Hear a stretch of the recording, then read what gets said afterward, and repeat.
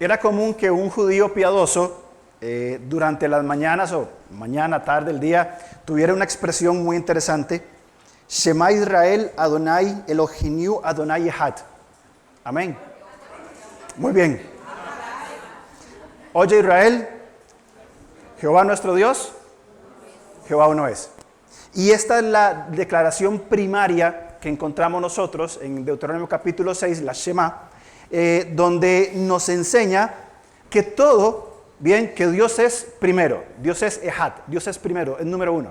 Y toda nuestra vida va a estar regida a partir de esa verdad. Empezando hoy con el desarrollo del concepto de discipulado sexual, la primera dimensión donde nuestra sexualidad debe ser evaluada, transformada, corregida, es en nuestros pensamientos.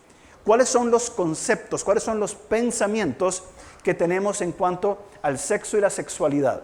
Ahora, esto no se limita solamente a el mero acto sexual, como probablemente muchos de nosotros estemos pensando.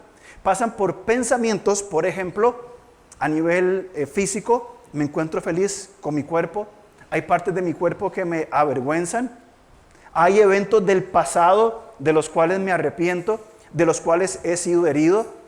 ¿Cómo proceso el concepto de lo que yo vi en cuanto a la sexualidad? ¿Qué he permitido tener en mi mente y cómo la he desarrollado?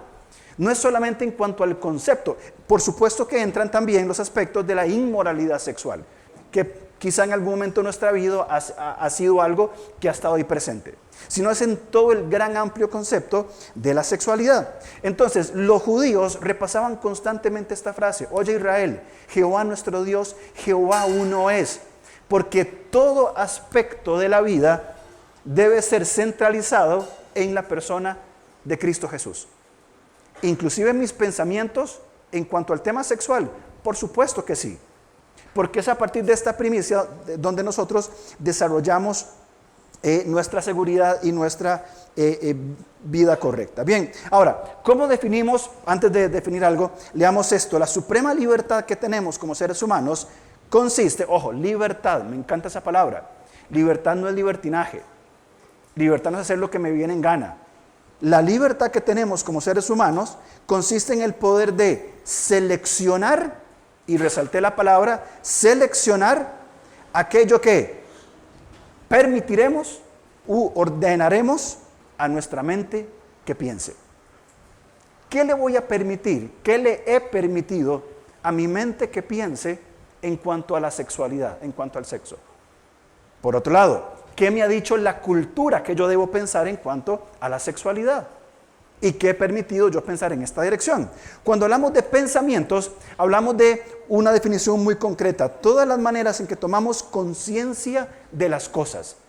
Eso es un pensamiento. He tomado conciencia de algo en particular. Romanos capítulo 1, léalo después, y va a entender todo ese proceso de ser conscientes de. Bien, y cómo ante esa conciencia en nuestra libertad decidimos actuar o no.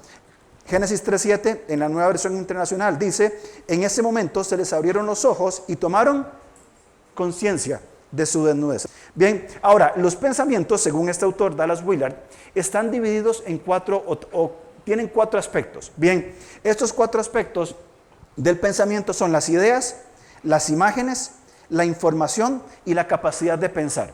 Gracias. Y la capacidad de pensar. Bien, entonces vamos a ver muy rápidamente cómo funciona nuestro pensamiento según esta propuesta.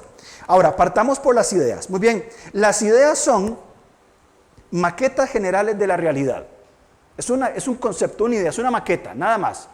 No es nada concreto. Por ejemplo, si yo le digo a usted, piense en sentarse, en el concepto de sentarse. Estoy convencido que va a haber una gran cantidad diferente de lo que implica sentarse. Bien, pero el concepto de sentarse, de hecho lo usamos en un concepto nuestro a nivel de iglesia, sentados en Cristo. Tal vez alguien muy espiritual dijo, sentado en Cristo, ¿verdad? Otro pensó en sentarse, bien, ¿ok? Muy bien. Ahora, estas maquetas generales son usadas evidentemente por la cultura y demás, y tenemos sistemas ideológicos.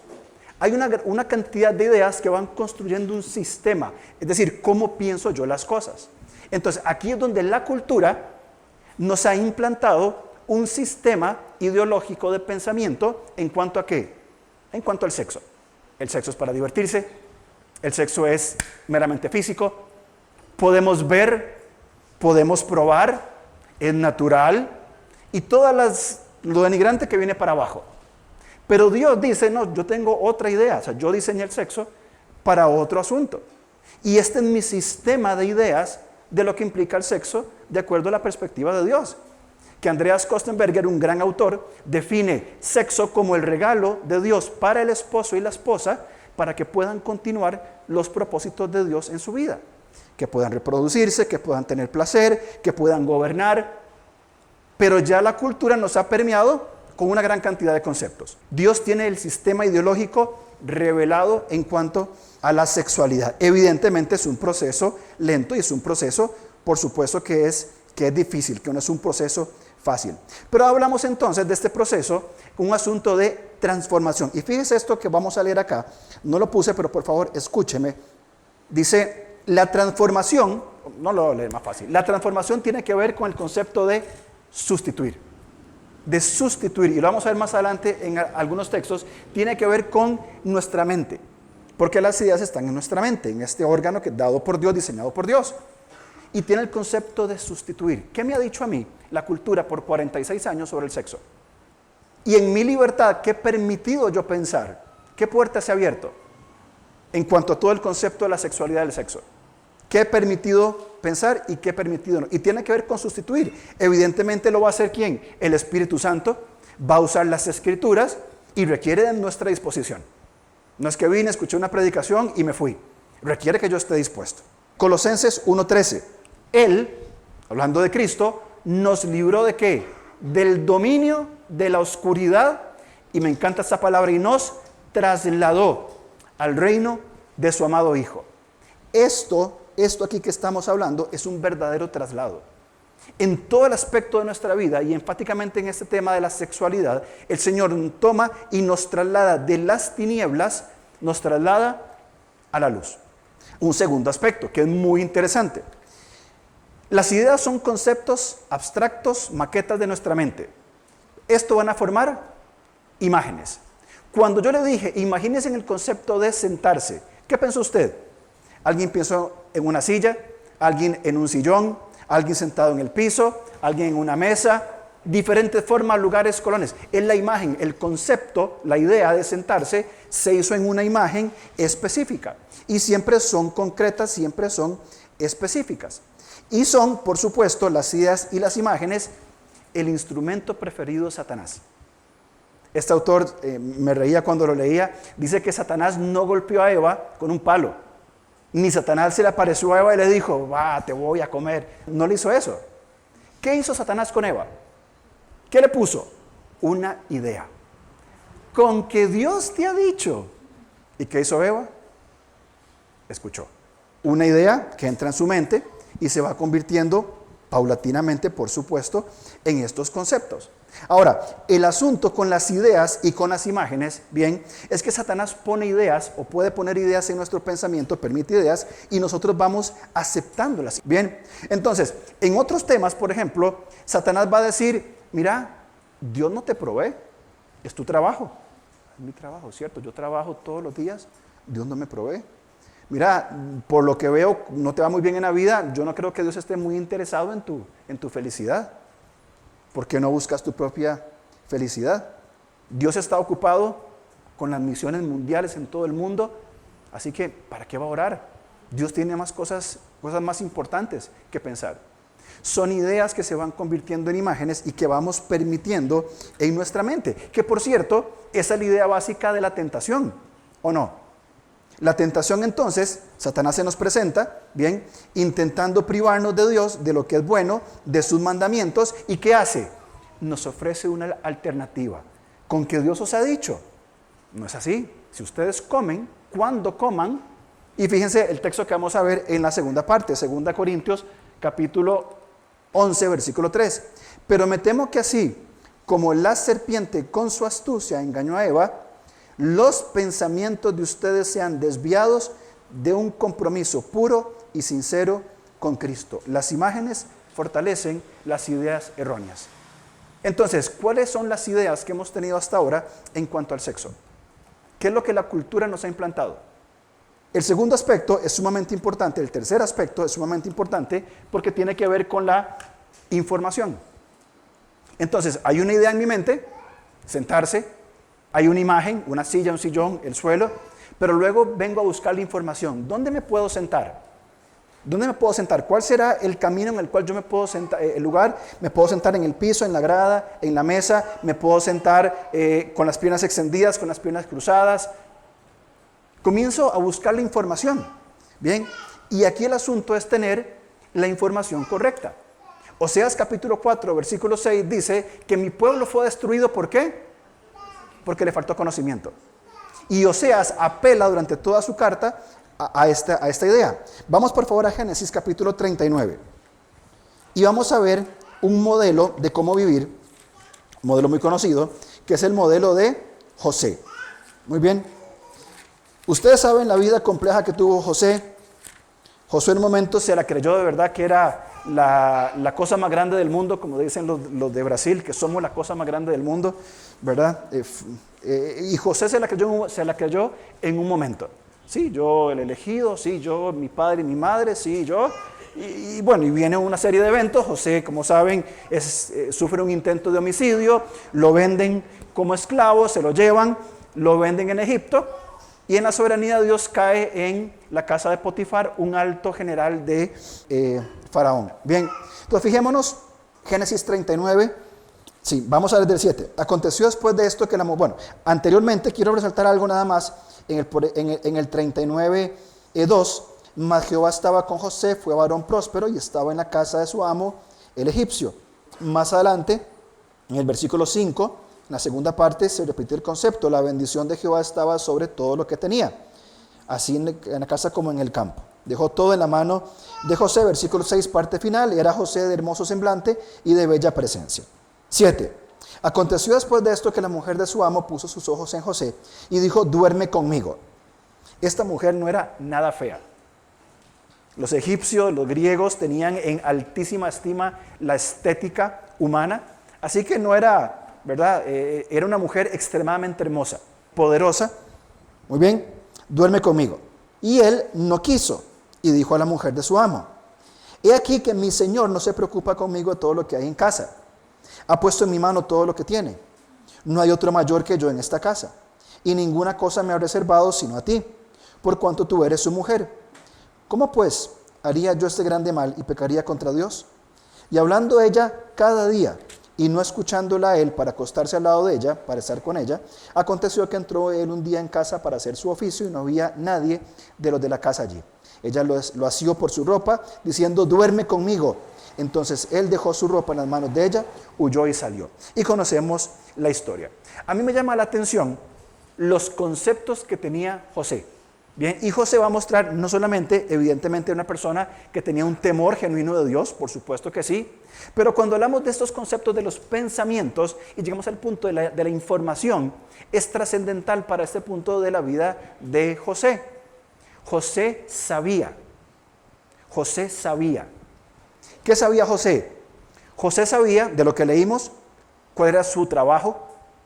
Él sabía que era el empleado de Potifar, uno de los más grandes hombres en Egipto. Sabía que todas sus propiedades estaban a cargo de él. Tenía una información correcta de su trabajo. En el versículo 9, él muestra que tenía una correcta información sobre él mismo. No hay nadie mayor en esta casa. Nada me han reservado sino a ti. En el versículo 8 y 9, él entiende también quién es su prójimo. Vea, usted es la esposa de mi jefe, él es mi jefe, bien, yo me meto en esto. En el versículo 9, ¿cómo haría yo este grande mal y pecaría contra Dios? Es decir, tenía la información correcta de lo que es correcto y lo que no es correcto en cuanto al Señor. El primer punto que hablamos la semana pasada en cuanto al discipulado es demostrar lo que es correcto, lo que está bien y lo que está mal en el marco del señorío de Cristo. Y José sabía que dormir con la esposa de Potifar estaba mal.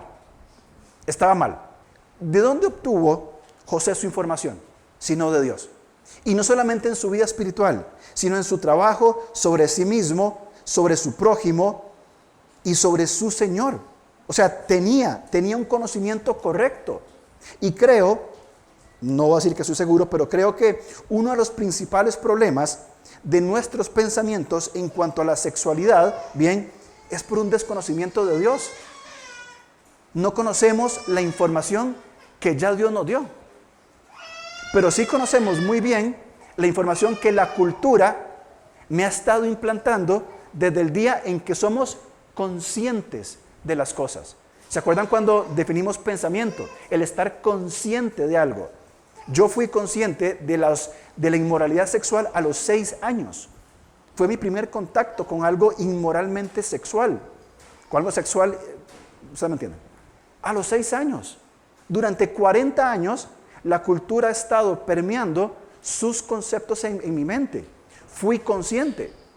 Y la información que yo he tenido o que tuve durante un tiempo, ¿cuál fue?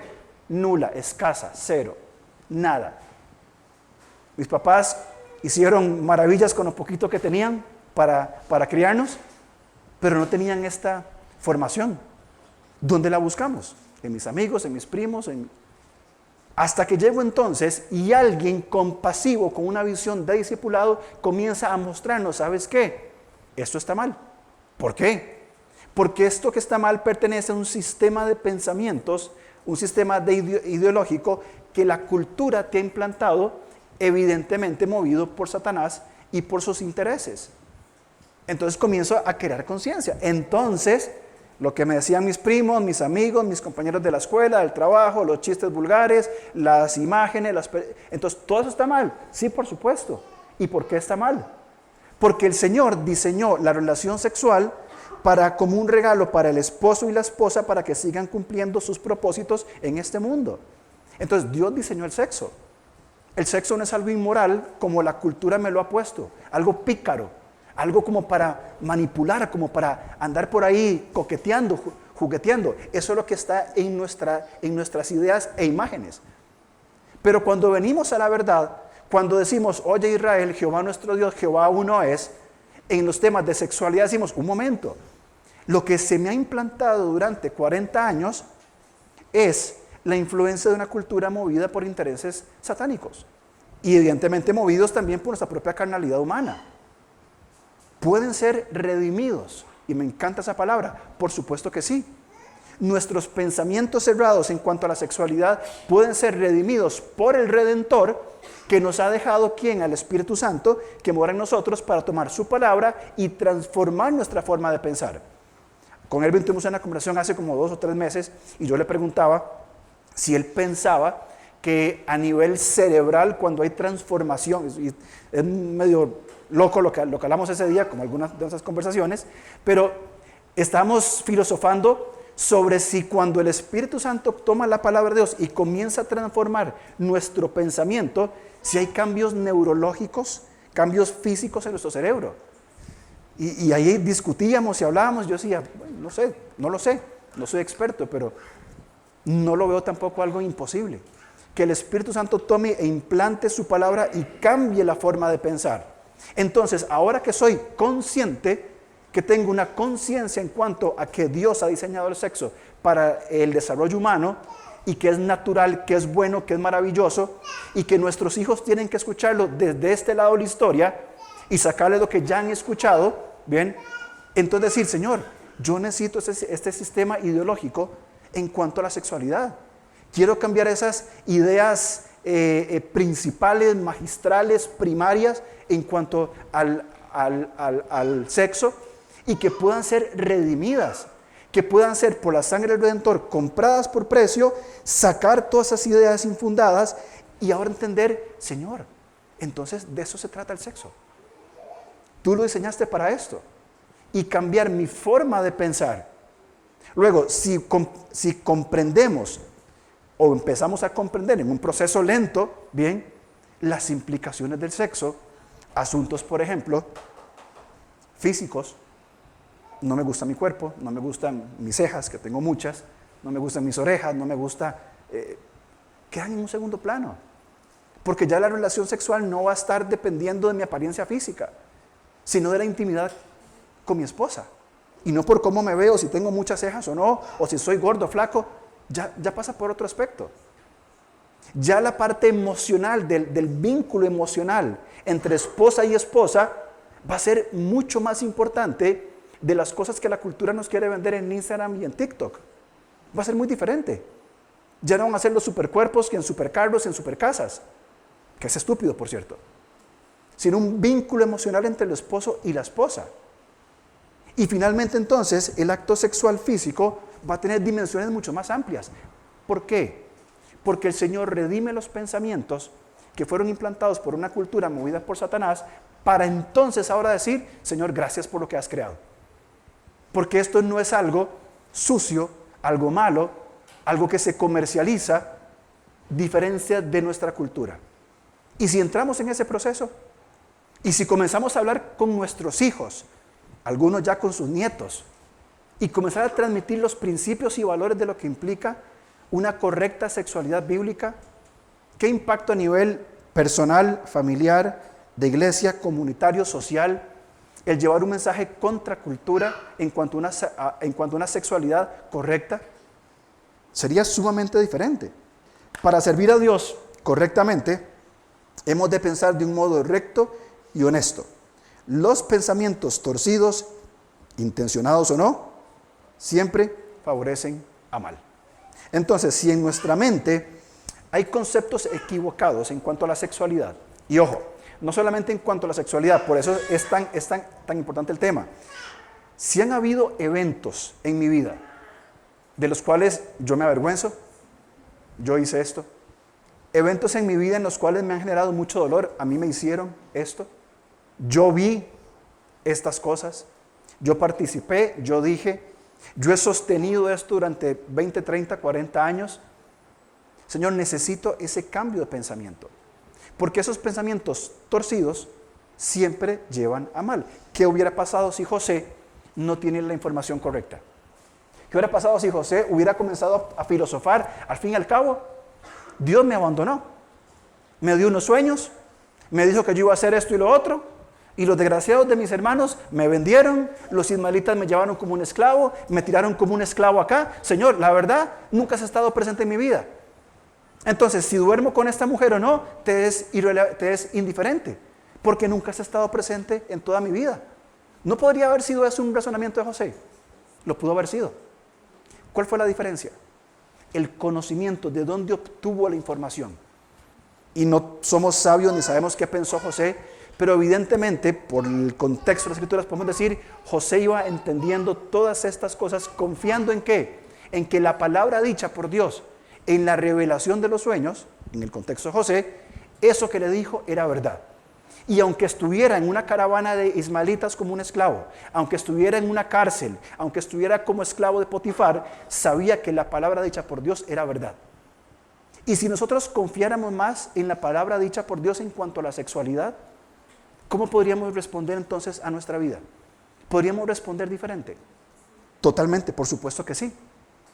Ideas, imágenes, información y luego procesar los pensamientos. Todo eso pasa, asumo, en centésimas de segundos, pero vamos a ver entonces en esta segunda hora, 2 Corintios capítulo 10 y 11, bueno, solamente capítulo 11, pero vamos a avanzar en este pasaje. Bien, 2 Corintios es sumamente interesante.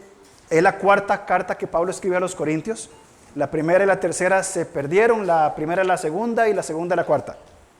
Ni yo lo entiendo, pero muy bien. Y Pablo está preocupado, y le dice en Corinto, de hecho había un verbo que se inventó como corintiar, y corintiar tiene que ver toda práctica sexual ilícita. Corintiar, hacer la vida de los corintios. Y en esta iglesia, con muchos conflictos, muchísimos conflictos, Pablo estaba preocupado por la unidad de la iglesia, por la preservación de la pureza. Y en los capítulos 10 y 11, Pablo va a presentar defensa de su apostolado. Los corintios habían permitido que entraran falsos maestros, probablemente judaizantes, que entraron, y de hecho si ustedes leen conmigo, por favor, en el capítulo 11, dice, y pienso que en nada he sido inferior a aquellos grandes apóstoles. En la versión NBI dice a los superapóstoles. Y no está refiriéndose a los 12, sino a estos falsos maestros que estaban ingresando en la iglesia en Corinto. Estos falsos maestros estaban difamando a Pablo y los corintios dejaron que las falsas enseñanzas entraran en la iglesia. Que Pablo solo buscaba su dinero, que Pablo solo quería controlarlos y una serie de argumentos más. Estos superapóstoles comenzaron a hablar mal de Pablo. Bien, y Pablo en el capítulo 11, Pablo comienza a decir, ¿saben qué, corintios? Si ustedes dicen que yo estoy loco y que soy un cualquiera, déjenme hablar con locura entonces. Déjenme salirme de la caja y pensar locamente. Ojalá me toleraseis, 2 Corintios 11:1, un poco de locura. Sí, toleradme, porque os celo con celo de Dios, pues os he desposado con un solo esposo para presentaros como una virgen pura a Cristo. Entonces Pablo dice, voy a salirme de la caja, voy a pensar diferente. Porque ustedes, iglesia en Corinto, permitieron que entraran falsos maestros que traían falsas enseñanzas y están despreciándome o denigrando mi ministerio, que es el ministerio de Dios a través de Pablo, y se dejaron vender a esas faulas. Yo me voy a defender. Y Pablo defiende su apostolado, capítulos 10, 11, bien, aún en el 12, que él va a decir, me voy a jactar en mi debilidad. Bien, ahora, cuando Pablo continúa con esto, bien, y con esta defensa, es más, leamos algo antes. Fíjense en 10:13. Dice, pero nosotros no nos gloriaremos desmedidamente, sino conforme a la regla que Dios nos ha dado por medida, para llegar también hasta vosotros. Es decir, Pablo tenía un concepto correcto de sí mismo. Yo sé quién soy. Romanos 12:3 dice que nadie piense de sí diferente a como de creación, que piense con cordura, bien, con madurez.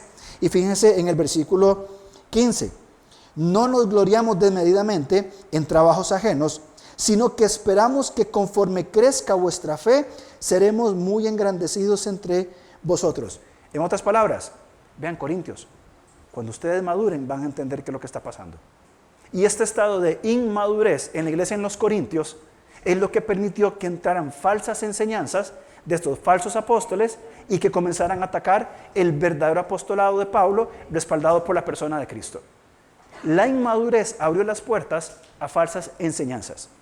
Y en el capítulo 11, versículo 3, Pablo dice, pero me temo que como la serpiente con su astucia engañó a Eva, vuestros sentidos sean de alguna manera extraviados de la sincera fidelidad de Cristo. De la verdadera fidelidad de Cristo. Entonces yo me pregunto, no sé por qué estoy aquí, yo me pregunto, ok, ¿cómo engañó la serpiente a Eva? ¿Qué fue lo que pasó para que Pablo saque esta analogía para compararla con la inmadurez que tenían los corintios, permitiendo entrar cualquier enseñanza? Además, pongámoslo en nuestro contexto. La actitud inmadura de los corintios fue permitir ideas, imágenes, informaciones para procesar incorrectamente los temas de sexualidad en la vida. Campo que Satanás aprovecha para poner esas cositas. Creo que hablaba con Avi un día de estos, de que Satanás no, ¿verdad? Que Satanás no es el viejo con cachos que anda ahí, ¿verdad? No, Avi, no es así, ¿verdad? ¿Verdad que sí hablamos de eso, Avi? Ah, ¿verdad que no? Estaba afirmando, correcto. Y Satanás no es así. De hecho, más adelante va a decir que no es nada extraño que los ministros de Satanás se disfracen de luz, que parezcan muy bonitos. Entonces Satanás no va a aparecer a decir, fornique, adultere, vea pornografía. Él no va a hacer eso. Él va a tentar con otras ideas en nuestro pensamiento en cuanto a la sexualidad para que nosotros no nos fundamentemos en la revelación, sino en ideas infundadas. Vamos a Génesis capítulo 3, por favor. Vamos a leer la historia. Génesis capítulo 3. Pero, el primer pero que aparece en la Biblia, pero la serpiente era astuta más que todos los animales del campo que Jehová Dios había hecho, la cual dijo a la mujer, con que Dios os ha dicho, no comáis de todo árbol del huerto. Y la mujer respondió a la serpiente, del fruto de los árboles del huerto podemos comer, pero del fruto del árbol que está en medio del huerto, dijo Dios, no comeréis de él, ni le tocaréis para que no muráis. Entonces la serpiente dijo a la mujer, no moriréis, sino que sabe Dios que el día en que comáis de él, serán abiertos vuestros ojos y seréis como Dios, sabiendo el bien y el mal. Acto seguido, Eva, la mujer, vio, codició y tomó. ¿Qué hizo Satanás? Bien, lo primero que hace es que él va a cuestionar la revelación de Dios. Él cuestiona la revelación de Dios, con que Dios les dijo que no podían comer de todo árbol del huerto. Ahora, vamos a ver qué fue lo que dijo Dios. Fíjense conmigo, por favor, en 1:29, de Génesis, por supuesto. Dijo Dios aquí que os he dado toda planta que da semilla, que está sobre la tierra, y todo árbol que hay fruto y que da semilla, os serán para comer. Y toda bestia de la tierra, y a todas las aves de los cielos, y a todo lo que se arrastra, será sobre la tierra en que hay vida, toda planta verde le será para comer. Y fue así. Más adelante, en 2:17, dice, leamos 16, mandó Jehová Dios al hombre diciendo, de todo árbol del huerto podráis comer, mas del árbol de la ciencia del bien y del mal no comerás, porque el día que él comieres, ciertamente morirás. Obviamente Satanás, cuestionando la revelación de Dios, bien, pone otra intención. ¿Es cierto que Dios te dijo tal cosa? No está afirmando la verdad de Dios. Dios te dijo que no podían comer, sino que es el cuestionamiento. ¿Con que Dios te ha dicho? ¿Es cierto que el Señor te dijo que el sexo es solo para el matrimonio? ¿Es cierto que Dios te dijo que ver una mujer y desearla con el pensamiento es adulterar con ella en el corazón? Esas son los cuestionamientos, las ideas que Satanás pone en nuestra mente. Yo soy muy defensor del pensamiento, de que pensemos, de que seamos críticos, y está muy bien que cuestionemos y a ver, bueno, voy a comprobar que esto es así. Diferente es este cuestionamiento malintencionado, y lo notamos por la segunda parte del pasaje. Vamos a Génesis 3. Primero le dice, con que Dios os ha dicho, cuestiona la revelación, que para nosotros la revelación es la escritura. Luego en el versículo 5, en el 4, bueno, la respuesta de Eva fue diferente. Le agregó el asunto de no tocarlo, cosa que no estaba anteriormente. Dice 4, entonces la serpiente dijo a la mujer, no moriréis. Es mentira, o sea, Dios está mintiendo.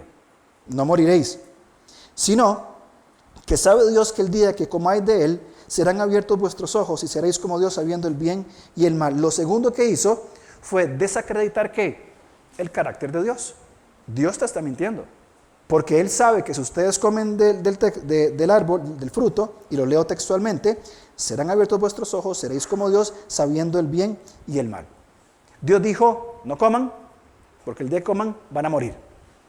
Satanás dice, no es cierto, no van a morir. Van a abrir sus ojos, van a poder ver, van a ser conscientes, van a ser autónomos de Dios. Cuando Satanás se presenta, y es cuando lo que Pablo dice a los corintios, temo que sean engañados, hay dos aspectos de cómo la cultura hoy día, y nada más revisen las últimas ideologías, los últimos 60, 80 años, de las ideologías en torno a la sexualidad, cuáles son de los principales elementos que las ideologías posmodernas que estamos viviendo hoy ofrecen a todo el mundo. Cuestionando la revelación de Dios, parte de la característica del posmodernismo es que desacreditan los textos narrativos, los históricos, esto no sirve, esto es relativo, subjetivo, bien. Y segundo, desacreditan el carácter de Dios. Es que Dios a ustedes, ¿por qué Dios tiene que meterse en la vida de las personas? Y salen argumentos desde los más simples hasta los más complejos. La cultura sigue los mismos principios que las escrituras nos enseñan a nosotros. Y hemos aceptado el cuestionamiento, el mal cuestionamiento de las escrituras, y hemos aceptado la desacreditación del carácter de Dios. Porque aceptamos esas ideas, las convertimos en imágenes, y posteriormente, ¿qué pasa? Vivimos de acuerdo a nuestros estándares, que al fin y al cabo es la esencia de la caída. Dios crea todo, le da todo a Adán y Eva, y Adán y Eva que dicen, Dios muy lindo, pero yo lo hago a mi manera. Voy a ser autónomo de todo lo que me has dicho. Y no es eso lo que ha pasado, hablando en términos generales, en la iglesia hoy, en temas en cuanto a la sexualidad. Hemos permitido que se infiltren y se permeen conceptos, no solamente seculares, que hay conceptos seculares muy buenos, pero malos conceptos seculares, se hayan permeado la normalización de prácticas, de aceptar la hipersexualización que se vive en este mundo, verlo como normal, las prácticas que las Escrituras claramente dicen, esto no está bien, esto está bien, las hemos aceptado y normalizado como iglesia. Y lo vemos como, no pasa nada. No es lo mismo. Cuestiono lo que la Escritura dice y se desacredita el carácter de Dios. Lo hacemos. Y lo hacemos nosotros, por supuesto que sí. Entonces, partiendo de esto, ¿cómo engaña? ¿Cómo engaña? Tomando lo que Pablo habla a los Corintios, ¿cómo engaña? Cuestionando la revelación, bien, y el carácter de Dios. La cultura actúa así, cuestiona la revelación, mal cuestionado, ofrece alternativas a la revelación y el carácter de Dios. Vean, Dios dice esto, sí, pero ¿por qué no piensa esto otro? O nunca ha considerado, me explico, ideas fuera de la revelación de Dios, nuevas imágenes, nuevos conceptos, nueva información. Entonces, mientras que la cultura va permeando, va llenando por todos lados esos conceptos, bien, nosotros como familias e iglesias simplemente nos metemos las manos en las bolsas, bajamos la cabeza y esperamos a ver qué pasa. Ese ha sido el patrón que ha habido últimamente, hablando en términos generales. Volvamos por favor a Corintios, 2 Corintios capítulo 11, porque Pablo va a seguir usando estos conceptos y nos va a enseñar una manera muy práctica de poder responder a esta verdad. Entonces dice que Pablo teme con los corintios de que como la serpiente con su astucia engañó a Eva, es decir, que haya una desacreditación del carácter de Dios y un cuestionamiento de la revelación, que entonces es los sentidos, la percepción. De hecho, lo vamos a definir literalmente como la facultad psicológica de comprender, razonar, pensar y decidir. Pablo dice, yo temo que Satanás haya bien torcido, haya cambiado, haya conquistado su capacidad de pensar. Y que nuestra mente esté normalizada a pensar conforme a la cultura y no conforme a Dios en temas de relaciones sexuales. Y Pablo sigue usando ese ejemplo. Vean, vamos a 2 Corintios 2:11.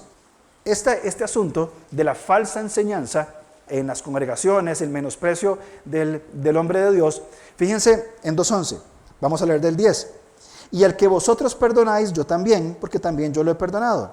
Si algo he perdonado, por vosotros lo he hecho en persona de Cristo. ¿Para qué? ¿Para qué Pablo perdonó? Para que Satanás no gane ventaja alguna sobre nosotros, pues no ignoramos sus maquinaciones. No ignoramos lo que él está tramando. Esas ideas que va insertando en nuestra mente o va implantando en nuestra manera de pensar. Capítulo 3, versículo 14. La ineficacia de la ley. Pero el entendimiento de ellos, de los corintios, pero al pueblo de Israel, se embotó. Porque hasta el día de hoy, cuando leen el antiguo pacto, les queda el mismo velo no descubierto, por el cual por Cristo es quitado. Es decir, los judíos no podían pensar con claridad, estaban embotados debido a la ineficacia de la ley. Ahora, esta ley fue quitada y fue dado Cristo, bien, como quien quita el velo. Y aún así no podemos pensar. Capítulo 4, versículo 4. Vamos a leer desde el 1. Por lo cual, teniendo nosotros este misterio, según la misericordia que hemos recibido, no desmayamos. Antes bien, renunciamos al oculto y vergonzoso, no andando con astucia ni adulterando la palabra de Dios, lo que hizo Satanás, sino por la manifestación de la verdad, carácter de Dios, recomendándonos a toda conciencia humana delante de Dios. Pero si nuestro evangelio está encubierto, entre los que se pierden está encubierto, en los cuales el Dios de este siglo cegó el entendimiento de los incrédulos para que no les resplandezca la luz del evangelio de la gloria de Cristo, el cual es imagen de Dios. Bien, y aún más, en el capítulo 10, versículo 5, Pablo habla de estos pensamientos, pero vamos a ponerlo aquí en pausa. Entonces, ¿qué dice Pablo? A través de estos textos que hemos leído en Corintios. Pablo está diciendo que así como Eva escuchó a la serpiente y atendió la desacreditación de la revelación y el cuestionamiento del carácter de Dios, los corintios lo habían hecho en su iglesia y permitieron que las falsas enseñanzas entraran en la iglesia.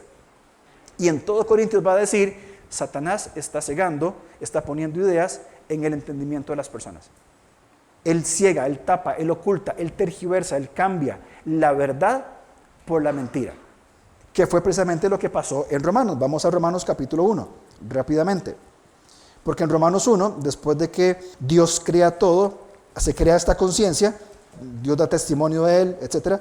Bien, fíjense más adelante en el versículo 20. Porque las cosas invisibles de Él, su eterna poder y deidad, se hacen claramente visibles desde la creación del mundo, siendo entendidas por medio de las cosas hechas, de modo que no tienen excusa. Pues habiendo conocido a Dios, no le glorificaron como a Dios ni les dieron gracias, sino que se envanecieron en sus razonamientos y su necio corazón fue entenebrecido. Profesando ser sabios, se hicieron necios, cambiaron la gloria del Dios incorruptible en semejanza de imagen de hombre corruptible, de aves, de cuadrúpedos y de reptiles. ¿Y qué pasa más adelante? Dios los entregó. Dios los entregó. Y dice que los entregó en el versículo 24 a la inmundicia como consecuencia de sus actos. En el 26 Dios los entregó a pasiones vergonzosas y habla de prácticas no normales. Y más adelante en el 28, como no tuvieron en cuenta a Dios, Dios los entregó a una mente reprobada. ¿Por qué? Porque se permitieron esas ideas, imágenes e informaciones incorrectas y por ende vivieron sus vidas de esta manera. Leímos anteriormente en 2 Corintios capítulo 4, por favor volvamos ahí, cómo Satanás ciega el entendimiento. Dice en el 4, en los cuales el Dios de este siglo cegó el entendimiento de los incrédulos. ¿Para qué? Para que no le resplandezca la luz del evangelio de la gloria de Cristo, el cual es imagen de Dios. Porque no nos predicamos a nosotros mismos, sino a Jesucristo como Señor, y a nosotros como vuestros siervos por amor de Jesús. Porque Dios, que mandó que de las tinieblas resplandeciese la luz, es el que resplandeció en nuestros corazones para iluminación del conocimiento de la gloria de Dios en la faz de Jesucristo. Por supuesto que sí. Satanás ha cegado el entendimiento de los incrédulos, por supuesto que sí. Nosotros como iglesia en estos tiempos hemos cedido espacio para que Satanás siga poniendo pensamientos y nuestra carne feliz y contenta comienza a desarrollar ideas, imágenes, informaciones y formas de procesar conforme a ¿qué? A la cultura que ya normalizó una vida sexual totalmente diferente a lo que Dios quiera. ¿Qué nos queda? Que el Redentor nos redima. El texto acá se centra en la persona de Cristo, versículo 5. No nos predicamos a nosotros mismos, a Jesucristo como nuestro Señor. Yo pregunto entonces, ¿quién es el Señor de mi sexualidad? ¿Soy yo? ¿Es otra persona? ¿Son otras prácticas? Porque acordémonos que Romanos habla de que todos somos esclavos de algo, o del Señor para vida o del pecado para muerte. Bueno, entonces yo pregunto, ¿quién es el Señor de mi sexualidad? Y volvamos a esa amplitud de concepto. Mi conformidad, la conformidad con mi cuerpo, eventos pasados, prácticas pasadas, experiencias que he tenido, prácticas que aún sostengo y que no sé si están bien o están mal, porque no me he tomado el tiempo de consultar en las Escrituras o buscar una consejería o una enseñanza, decir, mira, yo tengo dudas, ¿qué pasa con esto? Mira, yo siempre he querido que eso es correcto, es así. Creo que esto que he estado practicando no está bien. ¿Qué dice la Biblia? Por eso otra vez volvemos al concepto de discipulado. El discipulado se muestra lo que está bien y lo que está mal. ¿En conformidad a qué? Al señorío de Cristo. Y Pablo dice, Satanás cegó el entendimiento. No nos predicamos a nosotros, sino a Cristo. Y en el versículo 6, él da la razón. Porque Cristo, porque Dios, que mandó que de qué? De las tinieblas resplandeciese la luz. ¿Se acuerdan el pasaje de Colosenses? Que Él nos trasladó del reino de las tinieblas al reino de la luz. Entonces, es nuestra sexualidad en toda la amplitud de la palabra, no solamente la parte sexual, que lo incluye por supuesto. Es mi modelo, mi cosmovisión de la sexualidad. ¿Está en las tinieblas y sus prácticas oscuras? ¿O mi sexualidad está iluminada por la redención que el Redentor hace? ¿Dónde estamos? ¿Estamos en el proceso? Hay cosas que necesito hablar y preguntar. Déjeme decirle que por la gracia de Dios, en este lugar hay personas capacitadas, hombres y mujeres, para sentarse con usted y tener una conversación sin juzgar, sin criticar, sin señalar. Y si usted tiene un asunto a nivel sexual que tratar, si usted es hombre, búsqueme a mí o a Ervin. Si usted es mujer, ahí está mi esposa, hay otras señoras también que puede buscar. Acérquese con confianza. ¿Saben cuántas personas han venido acá a decirme que están luchando con pornografía? Varias. ¿Y saben cuál es mi primera respuesta? Gracias por compartirlo. Ese es el primer paso. No está bien, no es correcto, por supuesto que no. Pero que usualmente un muchacho, entre y diga, no, para mí es un ejemplo. Para mí es una comprensión de la masculinidad y de saber que está luchando con algo que no está bien. Hay otros temas. Hablemos. Es un lugar seguro. Hay muchas personas capacitadas para poder hablar. Si usted es hombre, búsqueme a mí, busque a Ervin. Mujeres, ahí estamos. Porque nada sirve que prediquemos todo esto y que salgamos, qué bonito, qué bien, qué abiertos. Hablemos. Esas son las aguas profundas que hablábamos al principio. Entonces, la transformación espiritual de mi vida a nivel mental se logra mediante el ministerio del Espíritu Santo, la palabra, la comunidad y mi colaboración. ¿Qué nos falta? A ver, vamos a ver. ¿Tenemos el Espíritu Santo? Sí. ¿Tenemos la palabra? ¿Hay una comunidad? ¿Y la colaboración? ¿Y la colaboración? Evidentemente que es un lugar seguro. Termino con un par de cosas. Bien, las preguntas para los grupos de una vez. ¿Cuáles son las ideas que tengo sobre el sexo y la sexualidad? ¿Cuáles son las ideas? ¿Cuál es la maqueta general que tengo en mi mente sobre el sexo y la sexualidad? ¿Qué ideas están ahí puestas? Por mi vida, mi formación, tuve que desechar muchas y sigo en proceso de desechar muchas. Segundo, ¿en qué tipo de imágenes se han convertido el sexo para mí? Y no hablo de imágenes pornográficas, hablo de imágenes de concepto.